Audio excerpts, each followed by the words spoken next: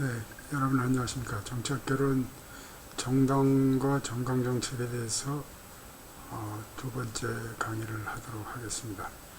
지난주에는 제가 좀 배탈이 나가지고서 고생을 좀 하느라고 수업을 마치지 못했습니다. 오늘은 뭐 간단하게 정당에 대해서는 지난 시간에 거의 다 얘기를 다 했기 때문에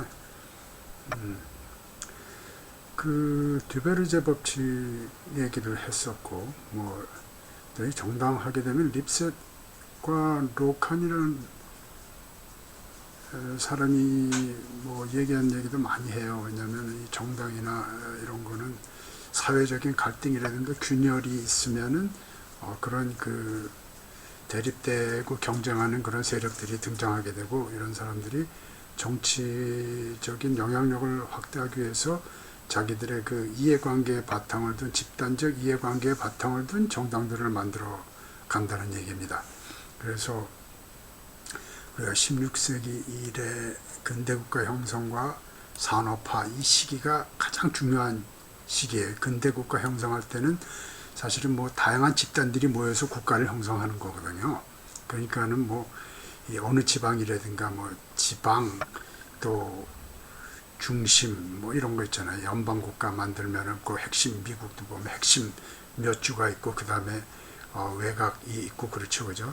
그래서 미국 정치하면은 원래 그 동부의 그 핵심 몇 개 주가 제일 중요하거든요, 사실은. 그래, 요즘에야 뭐 인구가 많고 땅 넓은 캘리포니아, 플로리다, 뭐 텍사스 이런 데가 중요했지만, 실제로는 미국의 중앙이라고 하면 뭐 필라델피아, 매사추세츠, 뉴욕 이런 데, 거길 중앙이라고 부르죠. 예. 그리고 뭐 우리나라도 정치하면은 그러잖아요. 뭐 서울하고 지방 이런 식으로 하고, 그냥 이런 근대국가 형성 과정에 있어서 어떠한 그 지역적인 이해관계 이런 거, 중앙 지방 이런 거 있죠. 그 다음에 국가와 교회, 예. 그리고 산업화 시기에는 뭐가 중요했겠어요, 여러분들? 계급이 중요했죠. 자본가냐 노동자냐 뭐 이런 거 있죠. 자본이냐 노동이냐. 그리고 아니면 농업이냐 공업이냐 이런 산업별 이해관계가 이제 구분이 되고, 또 노동이냐 자본이냐 하는 이런 계급적 이해관계, 이런 사회 균열들이 정치에 반영돼서 정치 체제가 형성이 되고, 그래서 오늘날도 정당 정치의 핵심 균열은 이러한 것들이에요. 중앙, 지방, 뭐 교회, 국가, 농업, 공업 뭐 이런 것들. 그래서 우리나라 같은 경우에는 근데 뭐 나라가 작고 또 뭐 그러다 보니 지방색인 이런 거는 뭐 그렇게 중요하지는 않았었어요. 사실 지방이니 서울이니 뭐 이런 것들. 근데 요즘에 그 민주화 이후에 지역이 많이 부각이 됐던 건 사실이었어요. 지역적 균열이 많이 등장을 했지만, 이런 뭐 공업 대 농업, 자본 대 노동 이런 그 계급이라든가 산업 간의 분열은 별로 없었어요, 사실은. 그래서 우리나라의 이념이라고 하는 것은 거의 북한에 대한 입장이라든가 이런, 그리고 어디 출신이냐, 어느 지역 출신이냐, 이것이 우리나라 정치에서는 가장 중요한 거예요. 그래서 지역주의 정당도 많이 등장하고 있죠, 우리나라는. 그죠? 근데 사회적인 뭐 이런 농민당이라든가 뭐 산업가당들, 자유무역당, 뭐 아니면 뭐 자본가당, 보수, 뭐 노동자당 이런 거는 없어요. 보수당이라고 감히 써붙인 당도 없어요, 사실은. 우리 자본가당 이런 당 없잖아요, 그죠? 근데 지금 하여간 우리나라 사회는 계급 분열이 일어나고 있는 건 사실이에요. 부르주아냐, 뭐 유산자냐, 이런 거, 특히 뭐 민노총을 중심으로 한 노동 세력들이 아주 많이 그 정치적으로 부상을 하고 있죠. 그리고 이제 이러한 그 전통적인 사회 균열보다는, 뭐 잉그라트라는 사람은 탈물질주의 이래가지고 계급이나 이념 대신에 삶의 질, 환경, 교육 이런 걸 중시하는 경향도 있다 그랬죠. 그리고 키르하이머라는 사람은 포괄정당이라는 건 뭐냐, 두 개 거대 양당이 이제 경쟁하고 그럴 때는 중앙에 다수를 점하는 사람들, 그리고 또 뭐 다양한 그 군소적 이익 집단들 이런 것들을 다 포괄해야지만 전국적인 경쟁이 가능한 거죠. 요즘 우리나라 그 민주당이나 뭐 미래통합당 이런 당들도 거의 다 포괄 정당이에요, 사실은. 다들 우리 밑으로 들어와라 이런 거야. 우리 찍어달라고 모든 국민들. 응? 그리고 뭐 돈 나눠주고 그러는 것도 거의 다 이제 중앙에 있는 중산층까지 다 잡겠다는 뜻이고, 뭐 돈 많은 사람도 다 우리 편에 오라는 거고, 뭐 이제 그런 정도예요, 사실은. 그러니까 모든 세력에게 어필할 수 있는 정당들이 등장을 하고 있는 거야. 왜냐하면 이렇게 보면은 유권자들이 어떻게 정치적인 선호가 돼 있냐면 이런 식으로 돼 있어요. 그냥 중앙에 중도 세력들이 가장 많은 거예요. 극좌, 극우, 극소수들이 있고, 그냥 전부 여기에다가 그냥 모든 세력들한테 어필할 수 있는 그런 거.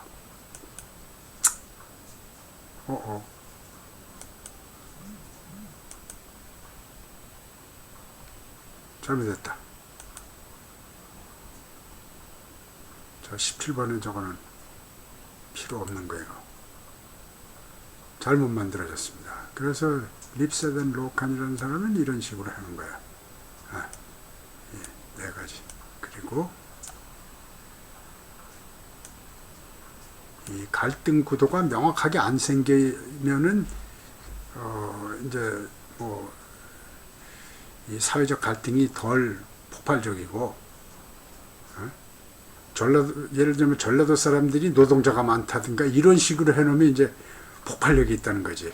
경상도 사람들이 부자고, 이렇게 되면 지역과 이제 계급 이해관계, 그리고 뭐 거기다 또 더군다나 뭐 경상도에 산업회하고 전라도에는 농업만 있다 이런 식으로 해놓으면 이제 갈등 구도가 엄청 세지는 거죠. 그러면 정치도 아주 갈등적이 되고 이런 얘기를 하는 거예요. 크로스커팅이라는 거는, 크로스커팅은 서로 겹치기 하니까는 전라도에도 자본가들이 있고 뭐 산업환도 이렇게 공장도 많고 이런 식으로 해놓으면 이제 그게 크로스커팅 되는 거예요. 그러다 보면은 이런 사회적 균열이 분명하지가 않고, 그러다 보면 정치도 덜 갈등적이 되고 이런다는 의미입니다. 그리고 우리 정당 얘기하면은 정부 형태가 항상 있죠, 그죠? 그래서 대통령제, 의원 내각제, 이거는 대통령제 하면 미국, 의원 내각제 하면 영국인 거예요, 그죠? 이렇게 이제 다르다는 얘기죠. 여기서는 국민들이 그 의회 국회의원을 뽑고 또 대통령도 뽑는 거예요. 이 의원 내각제에서는 의원만 뽑고 그다음에 의원들이 수상을 뽑는 거죠, 그죠? 그러니까 여기가 훨씬 더 정치에 직접적인 영향력을 미칠 수가 있고, 여기는 다양한 세력들이 의회 내에서 연합을 하면서 수상을 뽑고 그러는 거예요. 수상에는 임기가 없고, 임기가 뭐 그 전에 다 끝나는 경우들이 있고,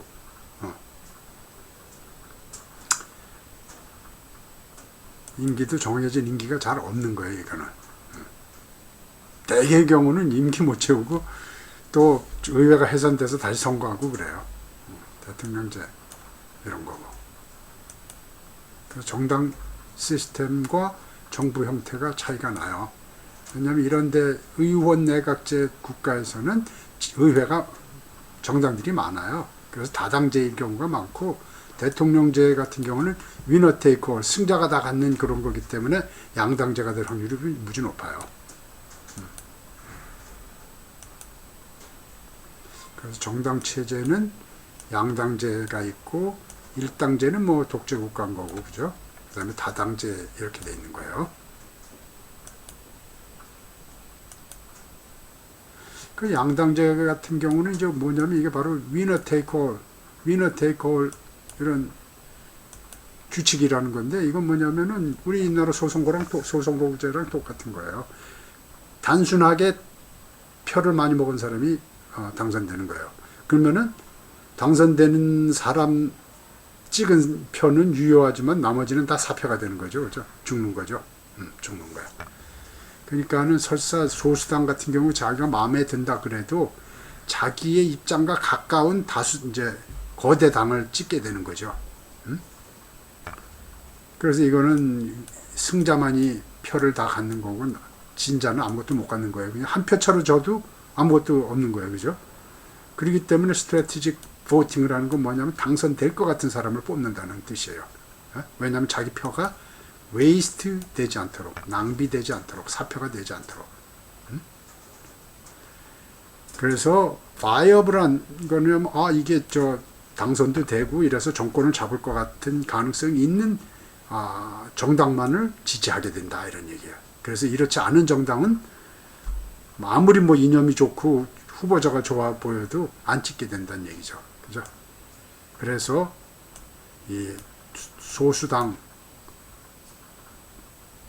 당을 만들고 하는 거를 꺼리게 되고 그러다 보면은 자동적으로 정당의 숫자가 줄어들고 그러면은 또 그 거대 양당이 이제 선거법들을 만들고 하다 보니까는 자기들에게 유리한 식으로 만드는 거예요. 그러니까 우리 이번에도 보니까 위성정당 만들고 그럴 때 결국은 거대 정당들이 지네끼리 다 해먹은 거가 되죠. 그죠?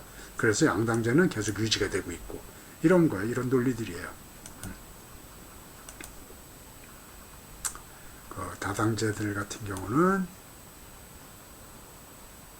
많은 정당들이 존재를 하고 그리고 이들이 정부를 갖다가 컨트롤하기 위해서 경쟁을 한다 이런 거예요. 그죠? 그리고 대개는 의원 내각제 시스템에서 이런 다당제가 보인다 하는 얘기고 그리고 입법부 의회가 가장 파워가 세다 이런 얘기야. 그죠? 그리고 사람들은 의원을 뽑고 의원들이 정부 수반을 뽑는다 이런 거예요. 그리고 대개는 비례대표제가 있어요. 비례대표제는 일부만 비례대표하는 경우가 있고 전부 다를 정당한테 투표해서 정당 후보자들에게 얻는 표만큼 딱 이렇게 줄 수도 있는 거예요. 그래가지고 이게 이제 100% 전부 다인데 만약 10% 득표를 하고 500석이 있었다면 50석을 갖게 되는 거예요. 근데 많은 나라들은 이제 혼합제를 가지고 있어요. 뭐냐면은 이 중대 선거구제를 해가지고 사람들을 뽑고 그리고 일부는 또 비례대표를 하고 그러죠. 그러면서 비례대표에서 역비례대표제도 있는 거예요. 그걸 연동형이라 그래가지고 우리나라에서 했던 건데 이건 뭐 표가 많이 먹은 그 정당들은 오히려 비례대표 의석을 적게 갖는 거예요. 그건 아주 매우 예외적인 경우고 그럼 우리나라 그런 예외적인 나라가 됐는데 위성정당이라는 선거 역사상 가장 코미디 같은 거를 한 나라가 우리나라 정당들이에요. 그래서 제가 그 정당들을 다 없애고 이제 정당 없는 정치하자고 얘기를 했던 겁니다. 그리고 이런 비례대표 이런 거는 그리고 다당제 이거는 유럽 민주주의 국가들이 보편적으로 보이는 거예요. 원래 대통령제는 예외적인 나라들이 하는 거예요. 미국의 영향을 받았던 나라들이 대통령을 해요. 대통령제를 갖고 있어요. 그러니까 뭐 우리나라, 뭐 필리핀하고 몇 나라 없어요. 사실은 대통령제 있는 나라는.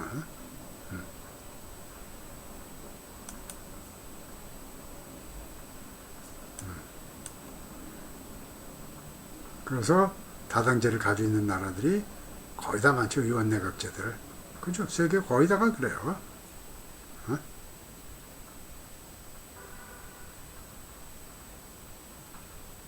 이거는 일당 국가. 그 다음에 대통령제 몇 안 돼요.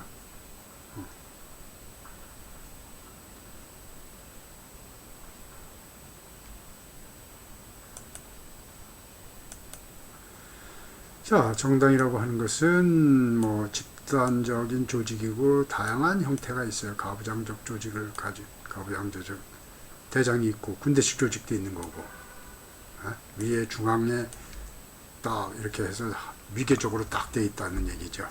군대식 조직도 있죠, 그죠? 당원들이 원장 차고 다니는 그 파시스트 조직들은 거의 군대식 조직이었어요. 비밀 조직도 있죠. 그는 혁명을 일으키는 공산당 조직들 이런 것들은 비밀 조직도 있죠.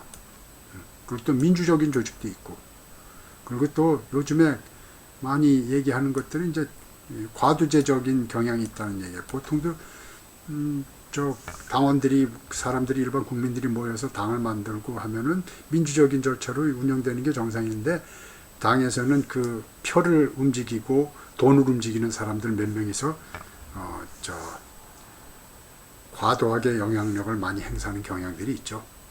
국회의원들 여러분들 그냥 되면 아무것도 없어요. 집에 돈 많으면 그래도 영향권이 좀 영향력이 있고 몇 선이 올라가고 돈까지 있으면 훨씬 더 영향력이 있죠. 우리 뭐 유명한 사람 김무성이 이런 분들이 그런 사람이에요. 돈도 많은 데다가 또 선수도 많았으니까는 뭐 아주 뭐 대단했죠. 그러다가 박근혜 씨한테 도전했다가 말 안 듣는다고 박근혜 씨 측근들이 그 못 살려고 그래가지고서 거의 정치 생명 끝난 거 아니에요, 그분. 한때는 뭐 후보자라고 뭐 대선 후보자라고 막 사람들 거기 다 줄 서고 그랬어요. 거기다가 또 덩치도 큰 데다가 이렇게 술도 잘 사고 그러니까는 인기가 높아지고 그랬던 거예요. 근데 뭐 생각보다는 뭐 그런 대통령이 될 제목은 아니었었던 측면도 있나 봐요. 과도적 경향이 있죠. 그 다음에 정치 권력 획득이 목적이고 정치적 영향력 행사한다. 그리고 공익성이 있어야 되는 거 다 알죠, 그죠?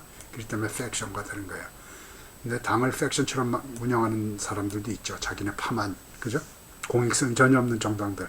우리나라 정당들은 공익성이 전혀 없죠. 그건 제가 아주 확실하게 보장해 드립니다. 파당성만 있죠. 자기 편만 챙기죠. 그렇기 때문에 지네끼리 노는 겁니다. 국민들과 괴리돼서. 선거 때만 와가지고 하고, 선거 끝나면 그냥 뭐 미친 짓들 다 하고, 선거 때 되면 뭐 국민들 목소리 들으러 어디 가죠? 시장 가죠, 시장에. 전통시장, 그죠? 선거와 병존하게 된다, 뭐 이런 얘기 한 거예요. 다 설명드린 거예요. 당원들은 뭐 여러 가지 당원들이 있어요. 우리나라에는 진성당원이 거의 없어요.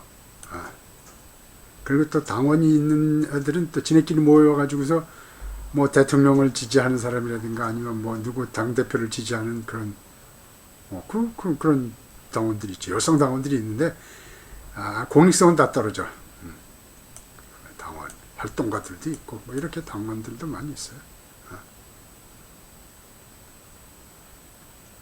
그래서 활동가 진짜 당에 마음을 주고 적극적으로 활동하고 다니는 그런 당원 비율이 보통은 20% 이하인데 만약 이것이 30%가 넘는다면은 매우 활력 있는 그런 정당이 될 거란 얘기죠. 대개의 경우는 당내 경선 목적상 이렇게 모집해가지고 옛날에는 당비도 다 대주고 그랬어요. 요즘 뭐 어떻게 하나 모르겠어. 뭐 한참 뭐 모르니까. 근데 아니가 뭐 다 뭐 좀 사주고 그래야 돼. 근데 여러분들은 잘못 받아보면 큰일 나. 그거 뭐 30배, 50배 뭐 막 이렇게 물더라고. 그래서 괜히 밥 한 그릇 먹고 한 달치 물어내고 뭐 1년치 밥 물어낼 수 있어. 그러니까 그 밥 사준다고 그 정당 하는 사람들이 뭐 사주면 그거 먹으면 안 돼, 여러분들. 그러니까 정당 조직은 어떤 당이냐면 이렇게 중앙당이 이렇게 있어가지고서 또 지부당도 있고 당협위원장도 있고 뭐 이렇게 하는 정당도 있고 또 의회와 이렇게 양분되어 있고 이게 우리나라 정당들이 있고 미국은 의회 중심인 거야. 이 전국위원회 이런 것들은 대통령 경선하고 뭐 후보자 경선하고 그럴 때 만들어졌다가 그 다음에는 뭐 평소에는 활동을 안 하고 그러지. 그리고 전부 다 의회에서만 벌어지는 거지. 그러니까 원내 정당들이야. 미국은 원내 정당. 우리는 원내도 있고 그래서 원내대표도 뽑고 당대표도 뽑고 그러는 거야. 우리나라는. 그러면서 이제 정당을 개혁하자 그럴 때는 이게 뭐냐 정당이 좀 차라리 그러면 원내로만 해가지고 비용을 줄이든가 아니면은 대중정당을 만들어서 정당원들이 진짜로 진성당원들로 만들어줘서 이념이라든가 가치를 소중히 여기고 뭐 이런 식으로 만들어가자 이런 거야. 그러니까 이런 뭐 학자들이 있는데 정당 개혁에 대해서 하나는 유럽형으로 진짜로 당비 내고 이렇게 자기들의 그 가치나 이해관계를 반영해달라 이렇게 하는 진짜 당을 만들든가 아니면은 비용을 줄이는 이런 미국형 원내 정당 위주로 가자. 실용적인 이런 걸로. 지금 우리나라 정당은 비용도 많이 들고 또 뭐 실효성도 없어요. 왜냐면 뭐 정당 정책도 잘 없이 그냥 무조건 상대가 하는 건 반대하고 자기가 하는 건 그냥 옳고 뭐 그냥 그래. 뭐 이 정책을 만들어가는 과정도 불투명해. 전부 개인들은 의원 사무실에서 그냥 만들어가지고 그냥 수도 없이 법안만 제출을 하고 통과되는 거는 거의 없고, 우리나라 같은 경우는 이 법안 통과율이 뭐 거의 바닥이고 18대, 19대 이런 거 뭐 저 거의 다 뭐 20대 거의 놀았어. 이번에는 어떻게 될지 모르지. 대한민국 정당은 헌법상의 지위가 있어. 정당법도 있고 헌법. 그 사적인 조직이지만 그렇기 때문에 돈을 받는다 그러는 거지. 그래서 한국 정당 정치의 문제점 하게 되면은 뭐 이런 거 들 수 있어요. 뭐 내가 많이 얘기했던 건데 당내 일단 민주화가 없는 거야. 민주적인 의사결정을 안 해. 그리고 과도제화하고 비민주성이고, 그 다음에 당론 정치니까는 그냥 당론 정하면 무조건 따라야 돼. 오늘 뭐 기사 보니까 금태섭이가 공수처법 반대했다고 징계 먹었다고 지금 그거 억울하다고 제소했더라고. 근데 그런 거지. 의원 개인의 의사 존중을 안 해. 그러나 의원들 의사를 갖다 무시하면 진짜 안 돼요. 왜냐면 국민들이 뽑은 거잖아.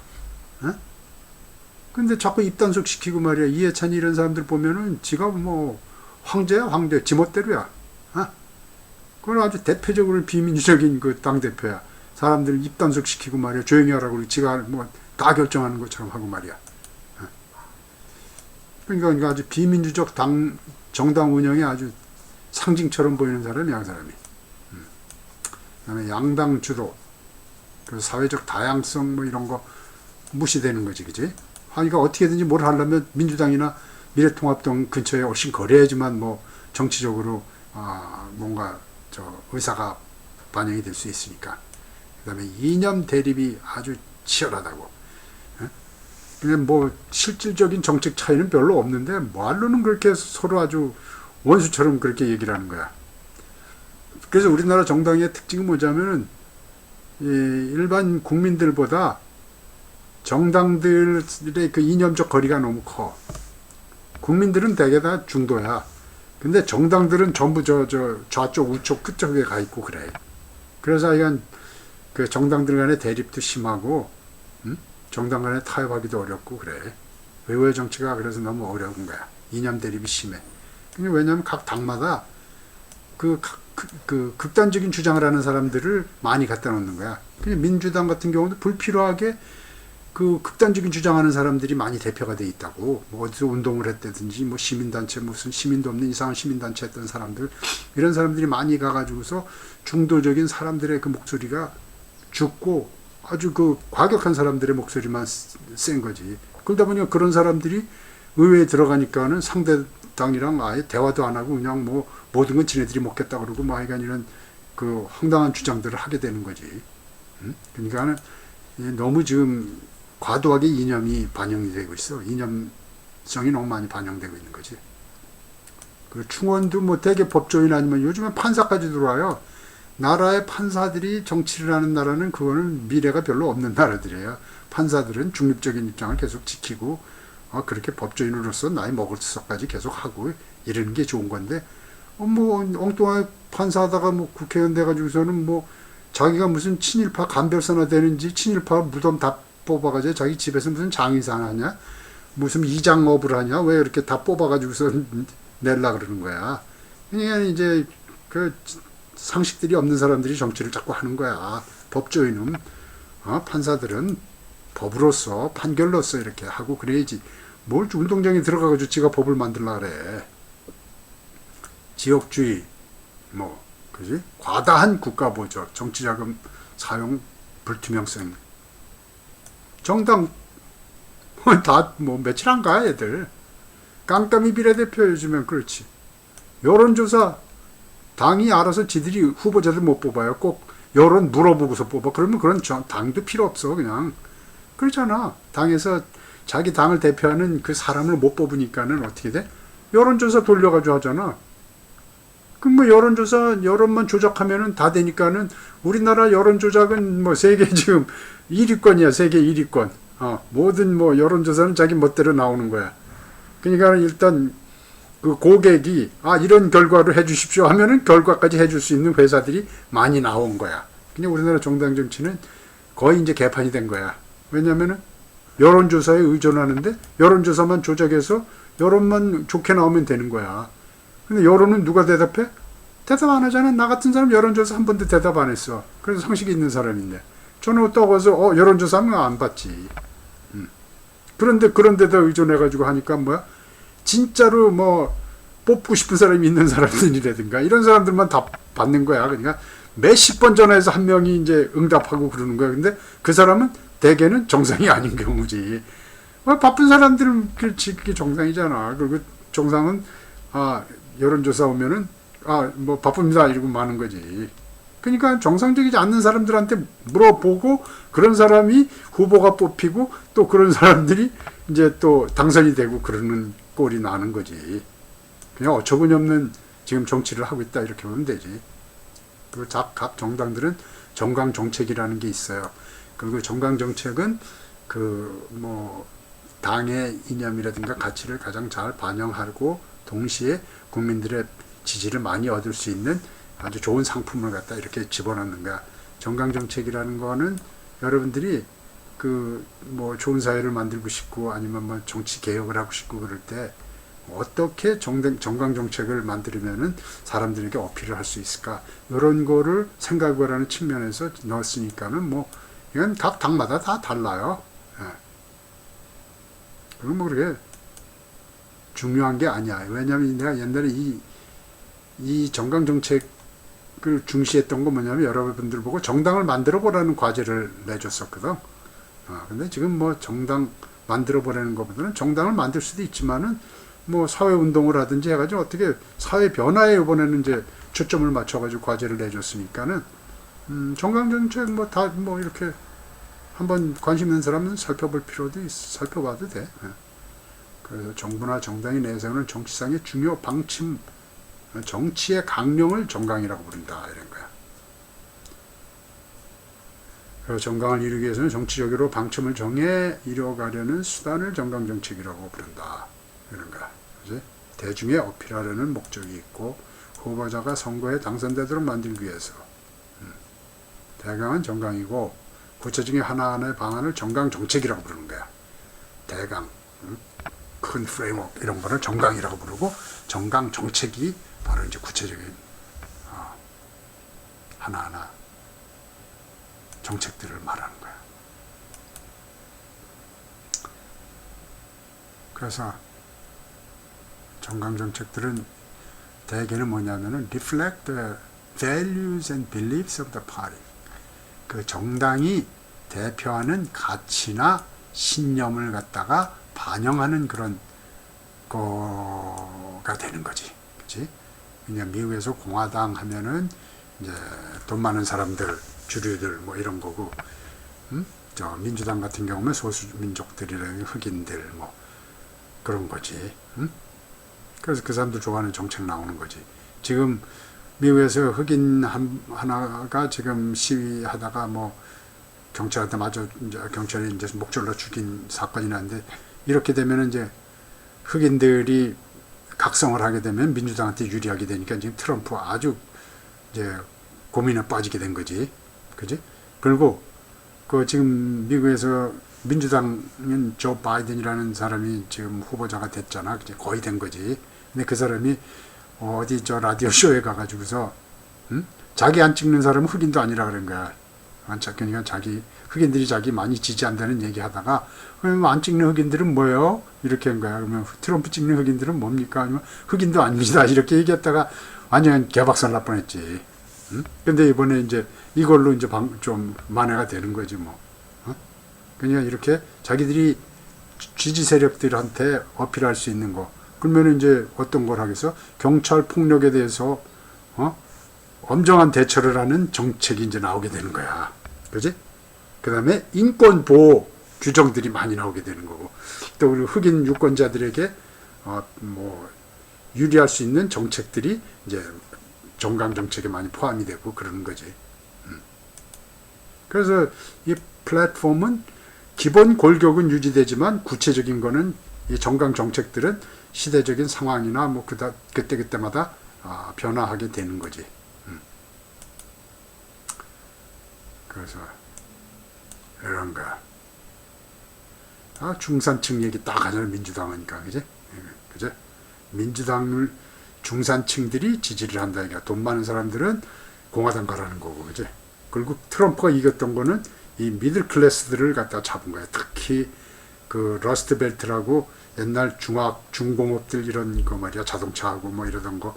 근데 경쟁력이 없어져 가지고서 이제 공장이 문 닫게 된 이런 지역들 있잖아.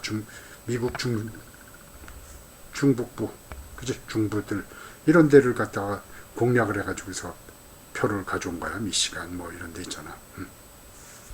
그 다음에 복지를 중시하는 게 민주당은. 그렇기 때문에 이런 거. 메디케어는 이제 나이 먹은 사람들, 그 다음에 소셜 시큐리티는 가난한 사람들 뭐 이런 거, 그지? 그 다음에 미국의 잡 얘기도 한다, 야. 그 다음에 이거 재밌다. Achieve marriage equality for all Americans. marriage equality는 뭐야? 이 남자랑 하건 여자랑 하건 뭐 누구랑 하든지 뭐 다 동등하다는 얘기야. 공화당 사람들 펄쩍 뛰는 거지 이제. 미국 가치가 손상된다니까.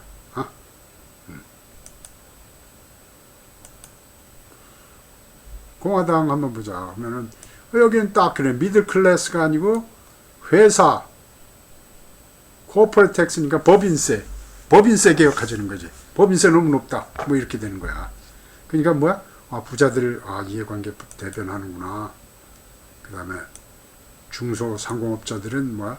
그렇지. 대기업 아니래도 우리 편이야 나 이렇게 어필하려고 하는 거고, 그지?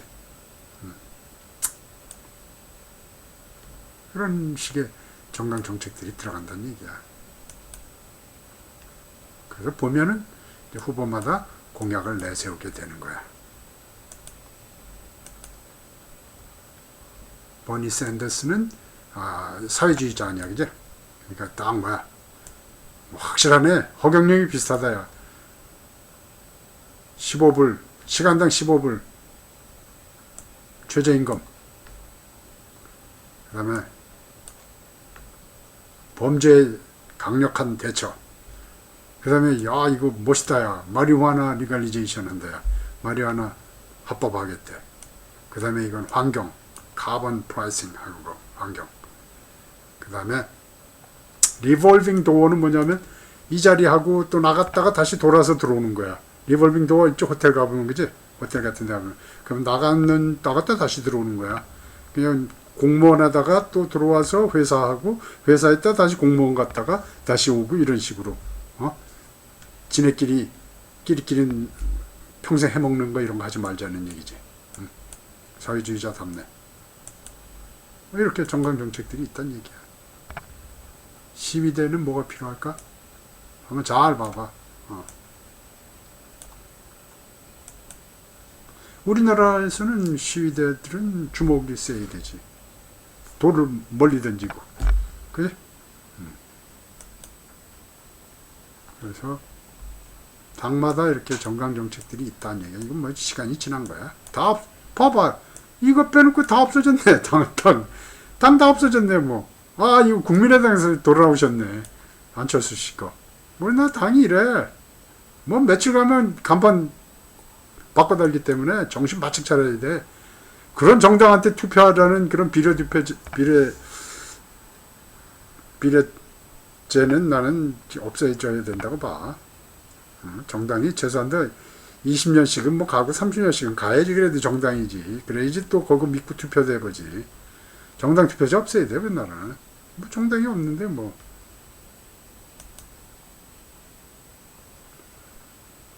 그래서 정강정책이 이렇게 달라진다는 얘기야.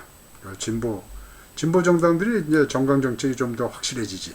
자기들에게 지지 세력들이 있으니까. 그지? 그래서 진보 정당 이런 식으로 바뀐 거야. 통합정의당이 있고 요즘 노동당도 있고.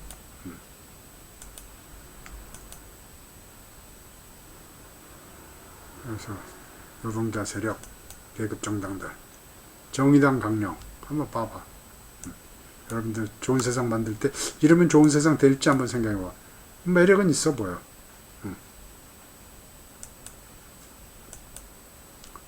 노동당.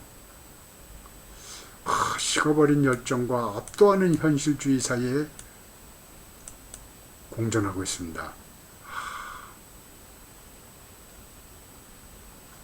노동당. 우리 이제 새롭게 출범하겠습니다. 뭐 이런 얘기. 진보당. 이거 한번 잘, 이렇게 하면 좋은 세상인지 한번 보라 이거야, 여러분들이. 좋은 세상 만들기 할 때 이렇게 하면 좋아? 뭐 만들어. 그래서 한번 좋은 세상 어떻게 만들지, 정당을 만들지, 사회운동을 할지 어떻게 할든지 한번 해보라고. 사회주의자. 페미니즘 정당. 그래서 하여간 정당이 그래. 오늘 정당은 이렇게 간단하게 끝내도록 하자고.